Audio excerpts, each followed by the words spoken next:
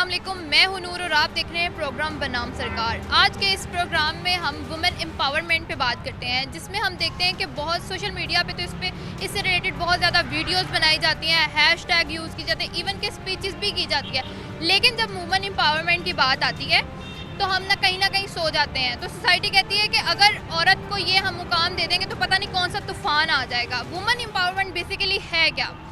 Women empowerment का मतलब बहुत छोटा सा है। इसमें हम ये कह सकते हैं कि औरत को ये आज़ादी होनी चाहिए कि वो खुल के ज़िंदगी जो है वो अपनी गुजार सके, जी सके और अपनी आज़ादी से कोई ज़िंदगी का कोई भी फ़ैसला जो है वो कर सके, चाहे वो डिग्री का फ़ैसला है, चाहे वो शादी का फ़ैसला है, चाहे वो प्रोफेशनल लाइफ का फ़ैसला है। आज के इस प्रोग्राम में हम उन ख़वातीन से बात करेंगे जिन्होंने सोसाइटी में अपना एक नाम बनाया है। जानते हैं उनसे कि उनका इस फील्ड में कैसा सफ़र रहा है, क्या उनको मुश्किलात का सामना करना पड़ा। इसी टॉपिक पर मज़ीद बात करते हैं, देखते रहिए प्रोग्राम बनाम सरकार। इस वक्त हम मौजूद हैं खिदमत मरकज़ में और हमारे साथ मौजूद हैं मैडम गुलनाज साहिबा। कैसी हैं आप? मैं ठीक हूँ अल्हम्दुलिल्लाह। अच्छा मैडम, सबसे पहले तो मैं आपसे ये जानना चाहूँगी, ये खिदमत मरकज़ है क्या? बेसिकली खिदमत मरकज़ ये मुख्तलिफ 14 किस्म की सर्विसेज यहाँ दी जाती हैं। ये ऑफ़िस है और इसके साथ ही तहफ़्फ़ुज़ मरकज़ है जिसको मैं रन करती हूँ। मैं इंचार्ज हूँ यहाँ पे तहफ़्फ़ुज़ मरकज़ में। ठीक है मैडम, मुझे ये बताइएगा कि यहाँ पे किस किस्म के जो केसेस हैं वो रिपोर्ट होते हैं। मतलब यहाँ पे सिर्फ फीमेल्स ही हैं जो मतलब उन्हीं के केसेस, उन्हीं से रिलेटेड केसेस आते हैं, या कोई भी जो आके यहाँ पे अपने इश्यूज जो है डिस्कस कर सकता है? बेसिकली तहफ़्फ़ुज़ मरकज़ में 5 कैटेगरीज़ को डील करते हैं, जिसमें ख़वातीन, बुज़ुर्ग, शहरी, ऐसे बच्चे जो घर से भागे हुए हैं या चाइल्ड लेबर है, ट्रांसजेंडर्स और मज़दूर अफ़राद। हम इन 5 कैटेगरीज़ के लिए बिलख़ुसूस काम करते हैं। तो मुझे ये बताइएगा कि यहाँ पे मतलब क्या कोई किसी किस्म का कोई मतलब हमारे पास अमला मौजूद है जो यहाँ पे आके जो है वो इस चीज़ को देखें और प्रॉपर उनकी बात सुनी जाए इस तरीके को, मतलब जो भी इश्यूज़ यहाँ पे होते हैं या किसी किस्म के हैरेसमेंट के केसेस आते हैं तो उनको किस तरीके से, मतलब ये एक प्राइवेसी का भी मैटर है ना कि इसमें सब चीज़ें जो है वो प्राइवेसी पे भी डिपेंड करती हैं, तो इस चीज़ को आप किस तरीके से देखती हैं? जी, सबसे पहले जो ख़ातून यहाँ पे आती है, हमारी पहली कोशिश होती है कि उसका कॉन्फिडेंस डेवलप किया जाए। ज़ाहिर है वो किस ट्रॉमे में होती है, हम उससे बात करते हैं, उसको हौसला देते हैं और उसकी बात सुनने के दौरान ही उसको एटलीस्ट हम इतना ज़रूर फ़ील कराते हैं कि वो एक सही जगह पे पहुँच गई है। फिर हमने ये देखना होता है कि वो केस हमारे डील करने का है, किसी को और अथॉरिटी का डील करने का है। उस हिसाब से अगर वो हमारे रिलेटेड है केस, तो हमारे पास वुमेन पुलिस स्टेशन है। इसके अलावा जितने भी हमारे फैसलाबाद में जितने भी थाने हैं उन तमाम में sub inspector level, minimum sub inspector level की ऑफिसर्स मौजूद हैं जो उन ख़ास केसेस को जो ख़वातीन से मुतल्लिक़ होते हैं उनको भी डील करती हैं। इसी तरह हम बहुत सारी NGOs के साथ हमारे MOUs हुए हुए हैं। इसके अलावा अगर उनको कोई सर्विस चाहिए, कोई एजुकेशन से रिलेटेड, कोई जॉब से रिलेटेड, कोई स्किल ट्रेनिंग से रिलेटेड, तो फिर हम उनका उन NGOs के थ्रू उनको उनकी जो इस हवाले से ट्रेनिंग्स वगैरह वो भी करा देते हैं। अच्छा मैडम, मुझे ये भी बताइए कि इसमें मोस्टली किस किस्म के हरासमेंट के केसेस जो हैं वो आते हैं आपके पास? जी, हरासमेंट आजकल आपको भी पता है सोशल मीडिया का दौर है। इस हर किस्म की हरासमेंट जो है, फ़िज़िकल हरासमेंट है, मोबाइल फ़ोन के ज़रिए है, अगर कोई वर्किंग प्लेस पे काम कर रही है वहाँ पे उसको इश्यूज़ हैं, कोई स्टूडेंट है उसको आने जाने में कोई ना कोई हरासमेंट का इशू है, तो बहुत सारी इस तरह की चीज़ें हैं जिनको हम डील करते हैं। फिर हम उसको भी कैटेगराइज़ कर लेते हैं। कुछ केसेस हमारे करने के होते, कुछ साइबर क्राइम से रिलेटेड होते हैं। अगर साइबर क्राइम से रिलेटेड हो तो वहाँ रेफ़र कर दिए जाते हैं। जो हमारे करने के होते हैं फिर वो थ्रू थाना किसी ख़ास पुलिस ऑफिसर जो रेलेवेंट पुलिस स्टेशन से होती है उनको हम रेफ़र करते हैं, तो फिर उनकी FIRs वगैरह हो जाती है। कोई ऐसा केस जो आपको लगता हो कि ये आपकी हिस्ट्री का बहुत एक ट्रॉमाटाइज केस रहा है, तो उसके बारे में आप कुछ बताएंगी? देखिए, मेरे 21-22 साल के इस करियर में बहुत सारे ऐसे केसेस हैं जिनको हमने डील किया और बहुत बहुत तकलीफ़देह स्टोरीज़ भी हैं। तो एक ख़ास केस था जिसमें एक ख़ातून अपने बच्चों को छोड़ के आ गई थी, फिर बच्चों को उसने सेल कर दिया उसके शौहर ने, और फिर वो बच्चे हमने ढूंढे और फिर उस औरत के हवाले किए। फिर उसको हमने किस तरह उस सोसाइटी में उसको दोबारा बहाल करने के लिए हमने पर्सनल एफ़र्ट्स भी की। तो ये जो है बड़ा एक तकलीफ़देह और यादगार केस है मेरे लिए। तो आप मुझे ये बताएं कि इसमें जो है वो ऑफ़िस में किस किस्म के केसेस जो हैं वो रिपोर्ट होते हैं, क्योंकि हम बहुत ज़्यादा वर्किंग वूमेन हैं और ऑफ़िस में ये हरासमेंट के केसेस तो बहुत ज़्यादा मतलब देखे जाते हैं कि फेवरेट। और मतलब आप भी बीइंग एक फ़ीमेल वर्किंग वूमेन है, तो आप इस चीज़ को, मतलब आपको भी कभी चीज़ें फ़ेस करनी पड़ी हैं? हाँ, नहीं, ऐसा नहीं है। अगर मैं समझती हूँ कि पुलिस के बारे में किसी का कोई भी कॉन्सेप्ट हो, लेकिन मैं समझती हूँ कि जितनी यहाँ पे महफूज़ है ख़ातून किसी और जगह पे नहीं है। और अगर मैं यहाँ रह के भी अगर मैं ख़ुद को नहीं बचा सकती किसी केस से, या मैं स्टेप नहीं ले सकती हूँ किसी के खिलाफ़, तो मुझे इस महकमे में काम करने का कोई हक़ नहीं है। और मेरी तालीम और मेरी तरबियत जो है वो मेरी सबसे बड़ी स्ट्रेंथ है। जहाँ तक आप दीगर इदारों की बात करें तो हर जगह जो है अब नया जो कल्चर है, अब हर इदारे में अपनी अपनी डिसिप्लिन कमेटीज़ हैं, अपनी इस तरह की उन्होंने कोई ना कोई इस तरह का बना रखा है। अगर वो वहीं से डील हो जाती हैं तो ठीक है, अगर नहीं होती तो हमारे पास आ जाती हैं। इश्यूज़ यही होते हैं, कोई मैसेज कर रहा है, कोई कॉल कर रहा है, कोई दोस्ती की ऑफ़र कर रहा है, तो मतलब कोई अनवांटेड जो है आपको जो मैसेजेस आ रहे हैं, मतलब किसी को गुड मॉर्निंग और गुड नाइट का मैसेज करना अनवांटेड, तो वो भी एक हैरेसमेंट के ज़ुमरे में आता है। तो किसी को काम के हवाले से तंग करना, कि उससे ज़्यादा आवर्स मांगने या उसको कम उजरत देनी तंग करने के लिए, तो ये भी हैरेसमेंट में आ जाती हैं चीज़ें। इस तरह के बहुत सारे इस तरह के जो भी इस तरह के मामलात होते हैं, फिर अकॉर्डिंग टू लॉ जो उसका बनता है उसकी कार्रवाई हो जाती है। अच्छा, मुझे एक चीज़ बताइएगा कि इसमें लड़की का खुद का ये नहीं हो सकता कि अगर वो स्टार्टिंग में ही शटअप कॉल दे दे तो वो चीज़ें उस तरीके से चलती नहीं हैं? ये आपने बड़ी अच्छी बात की है। हमारे पास इतनी इनकरेजमेंट वाली ख़वातीन जो है इंशाल्लाह फ्यूचर में ज़रूर आएंगी, अभी आ रही हैं, और ये बड़ी अच्छी बात है अगर वो खुद ही शटअप कॉल दे दे। ये तो आसानी भी होगा ना कि अगला बंदा डर जाएगा इस चीज़ से कि अब इसको कुछ नहीं कहना। हाँ, मतलब उसको पता होगा कि ये इतना इजी टारगेट नहीं है कि जिसको आप जो है वो परेशान कर सकें। तो अच्छी बात है, ये तो घर की तरबियत है, उसके बच्चे का खुद का कॉन्फिडेंस है कि वो खुद शटअप कॉल दे दे। अगर वो खुद नहीं दे सकता तो फिर हम बैठे हुए हैं। अच्छा, मुझे इसमें बताइए कि बीइंग अ इंचार्ज आपको कौन सा सबसे बड़ा चैलेंज यहाँ पे फेस करना पड़ा है? ऐसा कुछ भी नहीं है, चैलेंजेस नहीं होते। हाँ, चैलेंज उस वक्त होता है जब हम किसी के काम करने के लिए उस तक रब्ता करते हैं या वो हमसे रब्ता करता है और फिर वो अपने केस से स्टेप बैक हो जाए, या वो कोई ना कोई उज़र पेश कर दे, या सोशल प्रेशर हो उसके ऊपर और वो अपनी कार्रवाई के लिए सामने ना आए। हम अपनी से कोशिश कर लेते हैं, सम टाइम वो फैमिली प्रेशर में आके, सोसाइटी के प्रेशर में आके स्टेप बैक हो जाती हैं, सुलह कर लेती हैं। तो उसमें हमारी कोशिश होती है कि हम बच्ची को या जो भी वो है हमारे पास विक्टिम, उसको हम सपोर्ट करें, लेकिन अगर वो नहीं करती तो फिर ये थोड़ा सा फील होता है। ठीक है। अच्छा, मुझे ये बताइएगा कि अब आप जो हमारी नई आने वाली लड़कियां हैं इस फील्ड में या किसी भी फील्ड में, उनको कोई मैसेज देना चाहेंगी कि जिससे वो अच्छे तरीके से इस चीज़ को कर सकें? जी, मेरा आपके इस प्रोग्राम के तवज्जुह से मैं ये मैसेज देना चाहती हूँ कि अब इस मुल्क की आबादी में 50% से ज़्यादा ख़वातीन हैं। अगर हम उनको अच्छी तालीम दे रहे हैं तो वो तालीम जो है उनके काम आनी चाहिए। उनकी तरबियत इस तरह की होनी चाहिए कि वो किसी मर्द के सहारे से ना खड़ी हों। अगरचे मर्द के बगैर एम्पावरमेंट कंप्लीट नहीं है। अगर मैं इतनी तालीम याफ्ता हूँ, मैं यहाँ पे जॉब कर रही हूँ, या आप जैसे मेरे सामने खड़ी हैं एम्पावर्ड वुमेन है, तो इसके पीछे भी आपके वालिद, आपके भाई हैं जिन्होंने आपको इस स्टेज तक ला के आपका साथ दिया है, आप पे पैसा लगाया है, आप एतमाद किया है। तो ख़वातीन को उनके पीछे जो अच्छी बैक है ये उनके कॉन्फिडेंस को डेवलप करती है। और मैं चाहती हूँ कि सारी बच्चों को तालीम भी दिलाई जाए, उनको जॉब करवाई जाए, उनकी स्किल डेवलपमेंट कराई जाए ताकि वो माशरे में अपना जो रोल प्ले कर सकें। अच्छा, मुझे लगता है इसमें पेरेंट्स का बहुत ज़्यादा रोल होता है, क्योंकि अगर आपकी बैक स्ट्रॉन्ग है ना तो आप कुछ भी कर सकते हैं। मतलब इस चीज़ को आप इस चीज़ में देखते हैं कि अगर मैं पर्सनली अपनी बात करती हूँ अगर, तो मुझे मेरे पेरेंट्स की तरफ से बहुत सपोर्ट है, तो मुझे लगता है कि मैं कुछ भी कर सकती हूँ। तो ये मुझे लगता है घर से कॉन्फिडेंस आता है। जी बिल्कुल, घर से भी आता है। कुछ बच्चियाँ इतना अच्छा परफॉर्म करती हैं कि माँ बाप मजबूर हो जाते हैं कि उनको शेल्टर भी दें, उनको आगे भी लेके जाएँ, उन पर पैसा भी खर्च करें, उनको लाएँ ले जाएँ यूनिवर्सिटी, कॉलेज, इवन कि जहाँ वो जॉब करती हैं। तो ये सारा कुछ मिलजुल के होता है। बहुत शुक्रिया मैडम आपका, आपने हमें टाइम दिया। Thank you so much.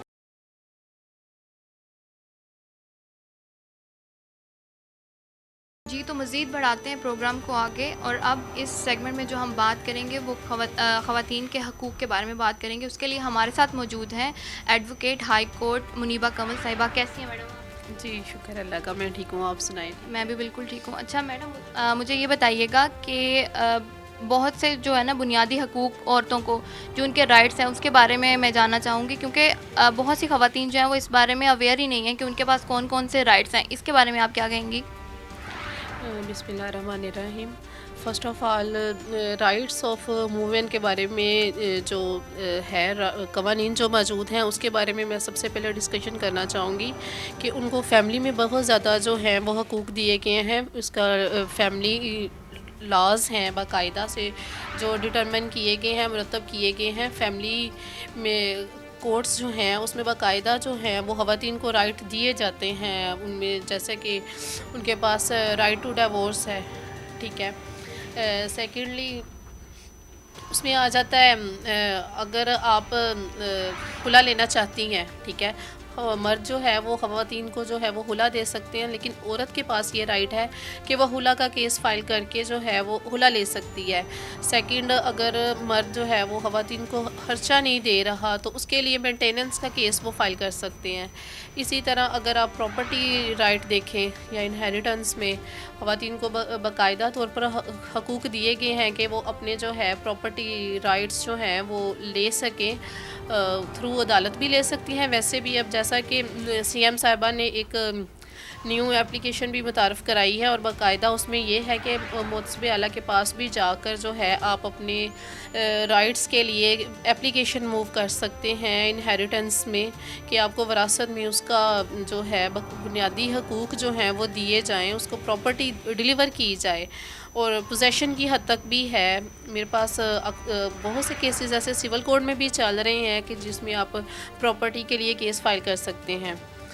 और ख़वातीन के लिए हकूक़ तो इतने ज़्यादा हैं, लेकिन उसमें यह कि अवेयरनेस नहीं है अभी स्टिल ख़वातीन को इतना नहीं है, या शायद हमारी सोसाइटी में जो है वो ख़वातीन को उस तरीके से जो है वो नहीं लिया जा रहा, या नहीं उनको वो हकूक़ दिए जा रहे जो उनको देने चाहिए। अच्छा, इसमें मुझे एक बात मैं पूछना चाहूँगी आपसे कि देखें, आपने बात की कि जी एक गवर्नमेंट की तरफ से इसमें एक जो है वो एप्लीकेशन भी बनाई गई हैं, जो भी इक़दामात लिए गए हैं, लेकिन उसकी बेसिक अवेयरनेस ही नहीं है। देखें, जब तक उस बारे में कंपेन नहीं चलेगी या उसके बारे में बताया नहीं जाएगा तो कैसे ख़वातीन को पता लगेगा इस बारे में? जी बिल्कुल, जैसा कि आजकल सोशल मीडिया का दौर है तो मैं समझती हूँ कि सोशल मीडिया एक बहुत अच्छा प्लेटफॉर्म है ख़वातीन को इसके बारे में आगाही, क्योंकि मोबाइल तो सबके पास है, ठीक है, फ़ेसबुक है, यूट्यूब है और बाकी बहुत से और चैनल्स जो हैं वो आजकल ये इंट्रोड्यूस हो चुके हैं बाकायदा। तो इसमें बहुत से ऐसे जो हैं वकला हज़रात भी हैं, उन्होंने अपने चैनल्स बनाए हुए हैं और वो इसके बारे में अवेयरनेस देते हैं। तो अवेयरनेस तो बिल्कुल होनी चाहिए। आप अगर आपके जो ख़वातीन पढ़ी लिखी नहीं हैं, हमारी सोसाइटी में बहुत सी ऐसी ख़वातीन हैं जो गांव से बिलोंग करती हैं और उनको राइट्स नहीं मिलते, ठीक है, लेकिन वो वकला के पास आकर अपने राइट्स के बारे में पूछ सकती हैं, आगाही हासिल कर सकती हैं। अगर उनको उनके राइट नहीं दिए जा रहे तो वो केस भी फाइल कर सकती हैं। बिल्कुल ठीक है, बल्कि इस बारे में जो है मेरा ये कहना है कि इसमें जो है वो अवेयरनेस कैंपेन्स भी चलनी चाहिए ताकि जो बेसिक इन्फॉर्मेशन है वो औरतों तक जो है वो पहुंचाई जा सके। अच्छा, मुझे इसमें यह भी बताइए कि हरासमेंट के जो मतलब हवाले से केसेस उस तरीके से रिपोर्ट नहीं होते जिस तरह से होने चाहिए, क्योंकि हरासमेंट तो आजकल ये हर दूसरी जो है वो कहते हैं कि हर फीमेल को फेस करनी पड़ती है, तो इस बारे में आप क्या कहेंगी?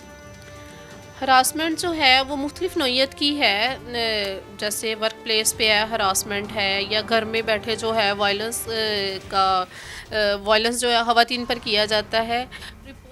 ना कम होने की मैं समझती हूँ सबसे बड़ी रीज़न यही है कि ख़वातीन सबसे पहले अपनी रिस्पेक्ट को देखते हुए वो इस चीज़ को कि हमारी रिस्पेक्ट ना मजरूह हो, या अगर उनको वर्क प्लेस पे जो है हरासा किया जाता है तो फिर उनकी ये कोशिश होती है मे बी कि अगर हम अपने भाई को या किसी को बताएंगे या पुलिस में कंप्लेंट फ़ाइल करेंगे तो हमें अपनी फैमिली की तरफ से भी टॉर्चर किया जाएगा और उस मेल की तरफ से भी टॉर्चर किया जाएगा।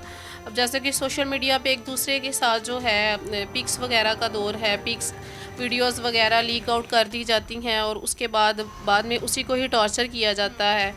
तो मैं समझती हूँ कि इसमें खामोश नहीं रहना चाहिए, बाकायदा साइबर क्राइम जो है वो इनेक्ट किया गया है, उसके मुताबिक जो है आप कंप्लेन फ़ाइल करें।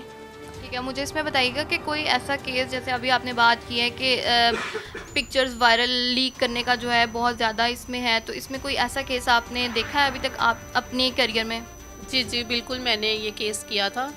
मेरे पास एक पार्टी थी टोबा की, तो उनका FIA में केस जो है वो चलता रहा है मेरे पास, मैंने उसको डिफेंड भी किया है। तो ये बिल्कुल ऐसा नहीं है हरगिज़ भी कि आपको उसमें रिलीफ़ नहीं मिलता, बिल्कुल उसमें रिलीफ़ मिलता है। अगर आपको कोई पर्सन जो है वो थ्रू वीडियोस या पिक्चर्स जो है आपको हरासा कर रहा है, परेशान कर रहा है, या वो शादी के लिए थ्रेट कर रहा है, या बार बार मिलने के लिए आपको थ्रेट कर रहा है, तो आप बाकायदा FIA कोर्ट में जो है वो FIA थाना है, पहले उसमें एप्लीकेशन मूव करें। उसके बाद अकॉर्डिंग टू सेक्शन 20, 22 और 24 साइबर क्राइम एक्ट के तहत जो है बाकायदा उस पर FIR लॉन्च होती है, और ये मैंने केस खुद हैंडल किया हुआ है। बहुत से ऐसे केसेस हैं जो हम ऐसे करते हैं। और अच्छा, मुझे मज़ीद बताइएगा कि क्या हमारा कानून इनफ है जो मतलब एक औरत को इंडिपेंडेंट बनाने के लिए? अ, बिल्कुल इनफ भी है कह सकते हैं और इनफ नहीं भी है। काफ़ी हद तक जो है वो कवानीन मरतब कर दिए गए हैं ख़वातीन के हकूक़ के लिए, जैसे फैमिली में है और ये हरासमेंट में आ जाता है, ठीक है, इकोनॉमिकली आ जाता है, पॉलिटिकल बेस पर आ जाता है ख़वातीन की जो पार्टिसिपेशन है। लेकिन बहुत से अभी कवानीन जो हैं वो उनको जो है वो नाफिज करने की ज़रूरत भी है और उन पे इम्प्लीमेंटेशन करवाने की भी ज़रूरत है। अच्छा, मुझे बताएं, अगर आपके पास ये राइट हो कि आप जो कानून में कुछ चीज़ को बेहतर कर सकती हैं तो आप क्या करेंगी?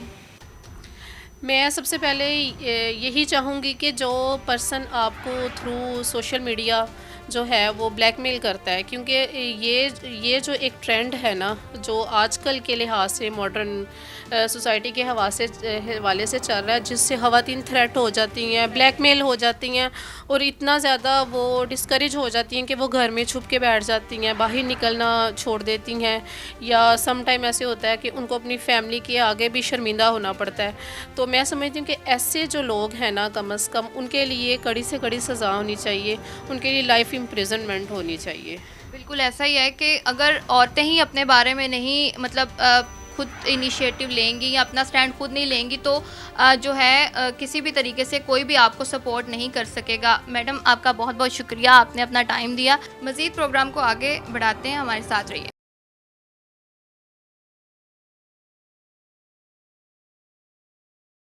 प्रोग्राम को आगे बढ़ाते हैं तो इस वक्त हम मौजूद हैं सिटी ऑफिस में और हमारे साथ जो मौजूद हैं इरम नाज साहिबा जो डीएसपी हैं।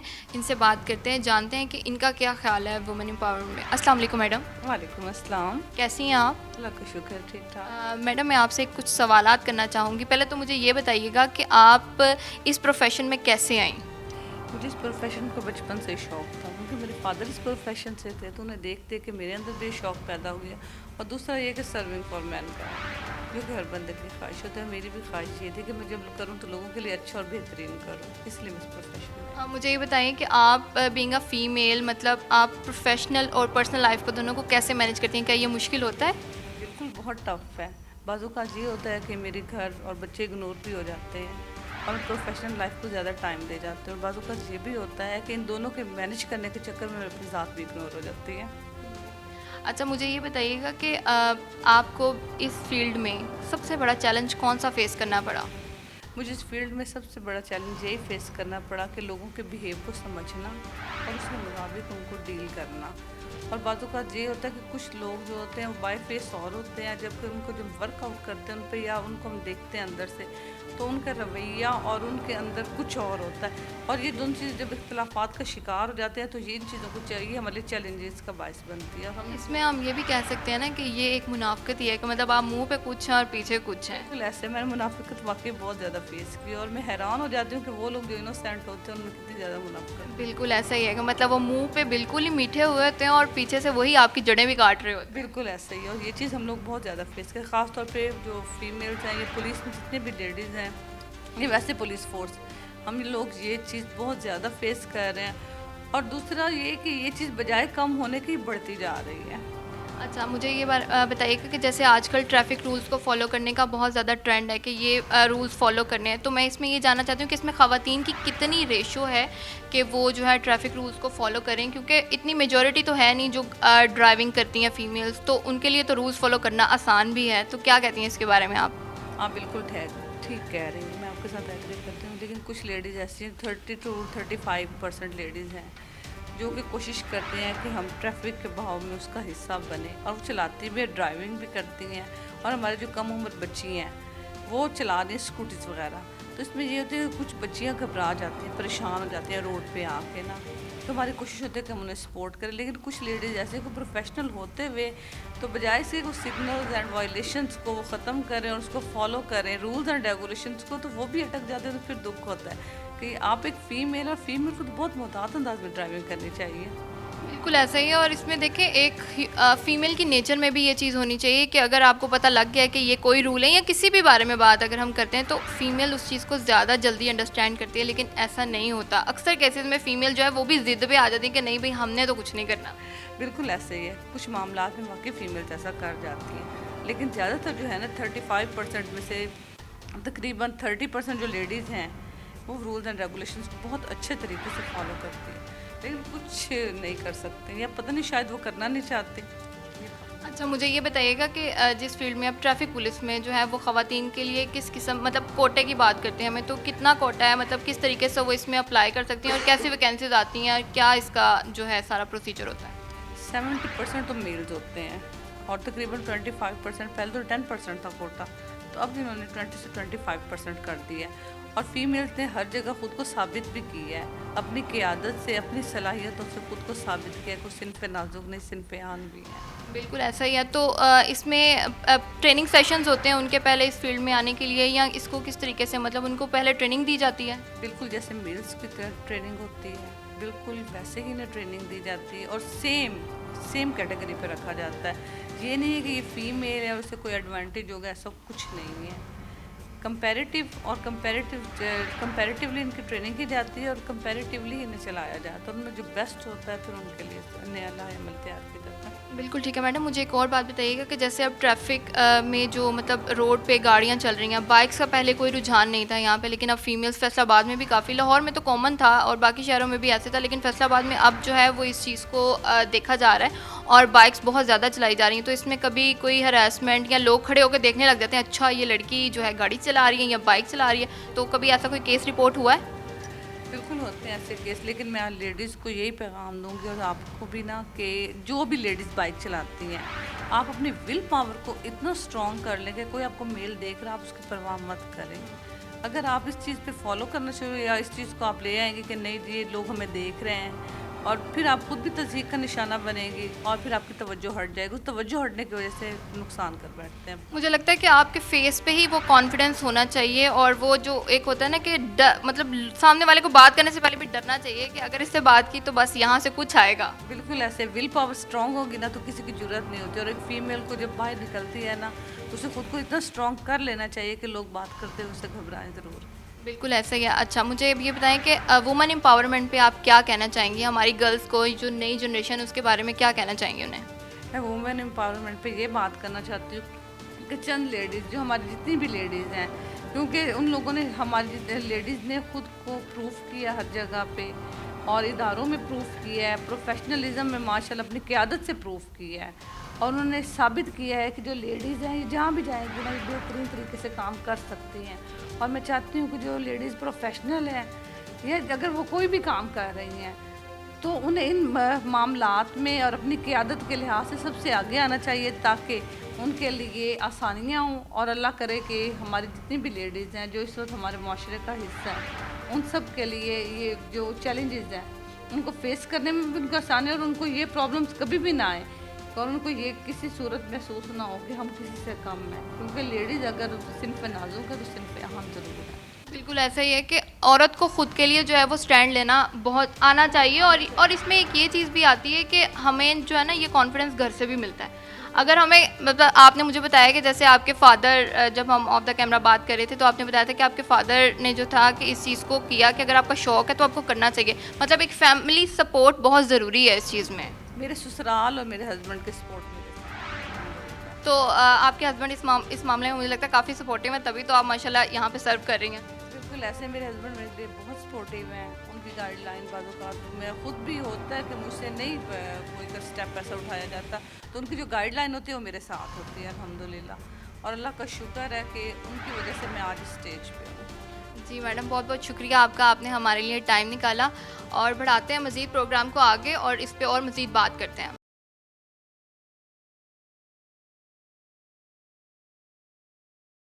नाजरीन, बढ़ाते हैं अपने प्रोग्राम को आगे। हमारे साथ इस टाइम मौजूद हैं डॉक्टर बख्तावर शेख जो कि माहिर नफ्सियात हैं। इनसे जानते हैं कि सोशल मीडिया का जो है वो हमारी ज़िंदगी पे किस तरीके से जो है वो नेगेटिव असर जो है वो असरात मुरतब हो रहे हैं। अस्सलाम वालेकुम मैडम। वालेकुम अस्सलाम, कैसी हैं मैम आप? मैं बिल्कुल ठीक हूँ, आप कैसी हैं? जी अल्लाह का करम है। मैडम मुझे बताइएगा कि सोशल मीडिया पे जो आजकल हमारी यूथ बहुत ज़्यादा आप देख रही हैं कि एक्टिवली जो है फैंस और ये फॉलोअर्स और ये लाइक्स का बहुत ज़्यादा क्रेज़ है, तो क्या इसका हमारी सोसाइटी पे नेगेटिव इम्पैक्ट आ रहा है? इसका ना सिर्फ हमारी सोसाइटी पे नेगेटिव आ रहा है, बल्कि इसका आपकी मेंटली तौर पे हेल्थ के ऊपर भी नेगेटिव अफेक्ट आ रहा होता है। बिकॉज़ आप ये देखें कि स्क्रीन जो है वो वैसे ही आपके लिए एक बैड है। अगर आप हर टाइम लाइक एक स्क्रीन वाली ज़िंदगी गुजार रहे हैं, तो do you think about it कि आप अपनी रियलिटी के साथ में उस तरह से आप लाइफ की मैच हो रही होती है। जो आपको स्क्रीन पे चीज़ नज़र आ रही होती है, सामने वाले इंसान को लग रहा होता है कि यार इसकी इतनी अच्छी लाइफ है, इसकी लाइफ फैसिनेटिंग है, वो कारें, वो गाड़ियाँ, वो लग्जरी ऑफ आइटम्स जो हमारे पेरेंट्स को बनाते बनाते या हमें देते देते काफ़ी उनकी आधी ज़िंदगी गुजर जाती है। तो वो वाली चीज़ें अगर आप 18, 19 या 15 या 14 में मिलना स्टार्ट हो जाती हैं और आप उसको दूसरे लोगों को दिखाना स्टार्ट करेंगे, आपके पास में एक चीज़ नहीं है, आपके पास में एक जूता है सारा मंथ पहनने के लिए, और वो एक इंसान जिसके एक दिन में चीज़ों को कैरी करने के लिए 10 आइटम्स मौजूद होंगी, तो आप उससे अपना कंपैरिजन करना स्टार्ट कर देंगी। तो ये वाली चीज़ इंसान को साइकोलॉजिकली तौर पे डैमेज कर रही होती है। और ये डिप्रेशन का भी मुझे लगता है इसमें बहुत ज़्यादा रोल है कि आपके पास केसेस रिपोर्ट होते हैं इस चीज़ के, डिप्रेशन के भी, कि मतलब लोग इन्फीरियर फील करते हैं इस चीज़ में कि उसके पास इतना ज़्यादा और मेरे पास कुछ भी नहीं है। आपको मैं इसकी सिंपल से एग्जांपल दे देती हूँ कि अगर आपके क्लास में एक इंसान के या एक बच्चे के या आपके फ्रेंड के मार्क्स अच्छे आए हैं, आपके कम आए हैं, वो आपकी बेस्ट फ्रेंड है, आपको इनसिक्योरिटी होगी। हाँ बिल्कुल होता है कि यार, लेकिन इसमें ये भी एक एलिमेंट भी आ जाता है ना कि उसने शायद मुझसे ज़्यादा मेहनत की हो। लेकिन हमारा दिमाग तो पहले फ़ौरन से नेगेटिविटी को इम्पोज करता है ना। अच्छा, हम इसमें देखते हैं कि अगर सपोज़ हम प्रोफेशनली भी इस चीज़ को देखते हैं कि अगर कहीं पे किसी की रिप्लेसमेंट हायर हो जाती है या कोई उससे प्रमोशन किसी को मिल जाती है, तो ये एक समझा जाता है कि ये फेवरेटिज्म है, बेशक उसमें इतनी काबिलियत भी हो, तो इससे भी लोग जो है डिप्रेशन का शिकार हो जाते हैं। तो इस बारे में आप क्या कहेंगी? देखिए, अगर आप बात करती हैं सोशल मीडिया के पॉइंट ऑफ व्यू से, तो सोशल मीडिया आपके लिए एक नेगेटिव इमेज है। दिखाने वाली इंसान ने आपको अपनी साइड का बहुत एक पॉजिटिव एंगल बता दिया। मिसाल के तौर पे अगर मैं आपसे अभी बात कर रही हूँ, अभी देखते देखते मैंने अपना मोबाइल को स्क्रॉल करना स्टार्ट कर दिया और मेरे सामने एक ऐसी सैड न्यूज़ आ गई है कि जिसकी वजह से मेरा वो हैप्पीनेस जो थी वो फ़ौरन से लो डाउन होगी। सेम इसी तरह से अगर आपके सामने कोई इंसान की बर्थडे आ गई है जिसने आपके सामने 26 जो है वो केक्स कटिंग कर रहा है, आपके पास में एक केक की भी वैल्यू नहीं है या आप उसको जो है वो बाय नहीं कर सकते, तो आप इनसिक्योर हो गए। तो ये वाली चीज़ें जो है वो हमारी सोशल मीडिया पे इतनी हाइप क्रिएट की जा रही है लोगों के लिए कि लोगों को इस बात की ही सेंस बच्चों में कम हो गई है कि हमने कौन सा रास्ता चूज़ करना है। हर बच्चा चाहता है कि मैं अपनी ज़िंदगी में कामयाब हो जाऊं, हर इंसान चाहता है उसका नाम हो, उसका फेम हो, लोग उसके आगे पीछे पड़े। ये तब मिलती हैं जब आप अपनी ज़िंदगी के 25-30 साल की स्ट्रगल करते हैं। लेकिन एक बच्चा आज 15 साल का वो जो है वो एक व्लॉगिंग कर रहा होता है। क्यों कर रहा है? बिकॉज़ उसने करते हुए देखा है, उन्होंने लोगों की ज़िंदगियों को फैसिनेट कर दिया जाता है। तो इसके बहुत सारे नेगेटिव इफ़ेक्ट्स जो हैं वो आपकी लाइफ में आना स्टार्ट हो जाते हैं। लेकिन वही बात आ गई कि नेगेटिविटी जो है वो ज़्यादा अट्रैक्ट करती है, लोग मेहनत करने को प्रेफर नहीं करते। अब इसमें मैं एक और बात भी ऐड करना चाहती हूँ कि जैसे हमने आज देखा आजकल की यूथ, गर्ल्स की मैं बात करती हूँ, उनको जी ये चीज़ बहुत ज़्यादा है कि जी जिनसे उनकी शादी है वो बहुत ज़्यादा अमीर हों, वो अपनी उस पर मतलब अपनी कैपेबिलिटी पे या अपनी वो अपने पे काम करना पसंद नहीं करती। वो कहती हैं कि हमें क्या, हमने घर ही बसाना, किसी अमीर लड़के से शादी करेंगे और जो है वो चीज़ें चल पड़ेंगी। लेकिन मुझे लगता है इसमें आपका क्या, मैं जानना चाहूँगी कि आपका क्या राय है कि इसमें पेरेंट्स का क्या रोल है? अगर हम सोसाइटी की बात करते हैं, हमारे यहाँ जब कभी भी एक लड़की का रिश्ता देखा जाता है तो उसमें एक चीज़ देखी जाती है, लड़का कितना कमाता है। हम कभी ये नहीं देखते हैं वो घर में किस तरह का है। ठीक, अगर आपने किसी लड़की को देखना है तो आप देखेंगे लड़की कितनी खूबसूरत है, उसका कलर कैसा है, लेकिन वो लड़की लोगों के साथ में किस तरह से मेल जोल रखती है, इस चीज़ को प्रायोरिटी नहीं दी जाती है। जब आपने स्टैंडर्ड सेट कर दिया तो वो जनरेशन जिसकी इतनी मैच्योर थिंकिंग नहीं होती है वो उसको किस तरह से एक्सेप्ट करेगी। तो इसमें हीलिंग के लिए हमें क्या करना चाहिए, इसके बारे में भी प्लीज़ थोड़ा सा बता दें। हीलिंग के लिए एक तो ये है कि आप दूसरों के साथ में अपना कंपैरिजन करना ख़त्म कर दें। ठीक है, आपकी लाइफ जैसी भी है, अच्छी है या बुरी है, आप उसको कबूल कर लें। दूसरा, अपनी लाइफ में हार्ड वर्क को लेके आए, अपनी जो है अपनी स्किल्स को इन्हांस करना शुरू करें। आज के दौर में 19 साल का बच्चा भी 2-2.5 लाख कमा लेता है अगर उसके पास में स्किल्स हैं, डिजिटल है। आज इतना ज़्यादा पैसा कमाना आसान है कि अगर आपको कोई रास्ता बताने वाला हो, कोई आप चलने वाले हो, आप मेहनत करने वाले हो, आप हर वो चीज़ हासिल कर सकते हो जो इंसान की लाइफ आपको फैसिनेट कर रही हो। मैं खुद बहुत यंग हूँ, लेकिन ये कि मेरे पास अल्लाह का शुक्र है, हर वो चीज़ है जिसकी मैंने ख्वाहिश की है। But how? Education, skills, knowledge. तो इट्स अप टू यू कि रास्ता आपने कौन सा चुनना होता है। जी बिल्कुल ऐसा ही है। मुझे लगता है कि इसमें इंसान का ना अपना बहुत रोल होता है कि आप किसी चीज़ को भी किस तरीके से देखते हैं। बहुत बहुत शुक्रिया मैडम आपका, आपने हमारे लिए टाइम निकाला। जी तो नाज़रीन, आज के इस प्रोग्राम में हमने वुमेन एम्पावरमेंट पे बात की और ये जाना कि सोशल मीडिया जो है वो किस तरीके से हमारी लाइफ को जो है इफ़ेक्ट कर रहा है। मिलते हैं आपसे अगले प्रोग्राम में, तब तक के लिए अल्लाह हाफ़िज़।